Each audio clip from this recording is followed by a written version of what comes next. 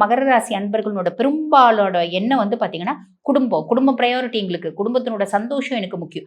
மெழுகுவர்த்திகள் மாதிரி வாழ்ந்து வாழ்ந்து வாழ்ந்து வாழ்ந்து குடும்பத்துக்காக வெளிச்சத்தை கொடுத்து கொடுத்து கொடுத்து நான் கருகி போய் நிக்கிறையா.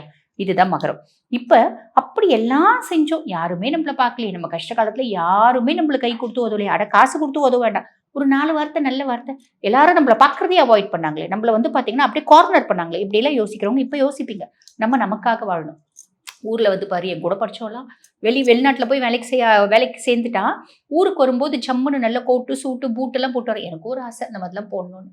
எனக்கும் ஒரு ஆசை நம்ம வந்து கொஞ்சம் கெத்தா நல்ல ஒரு கார் வாங்கணும்னு. எனக்கும் ஒரு ஆசை வெளிநாடுலாம் போகணும்னு. வாழ்க்கையில என்ன இருக்கு, ஒரு வாழ்க்கை தானே, சந்தோஷமா வாழலாமே.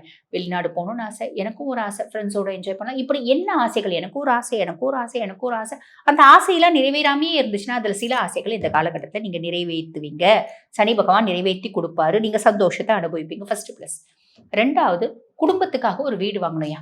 நான் எல்லாத்தையும் பார்த்துட்டேன். என் மனைவி குழந்தைங்களுக்காக எல்லாம் கூட்டு குடும்பமா இருந்தோம். இப்போ புரிஞ்சுட்டோம். என் மனைவி குழந்தைங்களுக்காக ஒரு நல்ல கம்ஃபர்டான வீடு வாங்கணும். என் மனைவி குழந்தைங்களுக்காக வந்து பாத்தீங்கன்னா ஒரு கார் வாங்கணும்.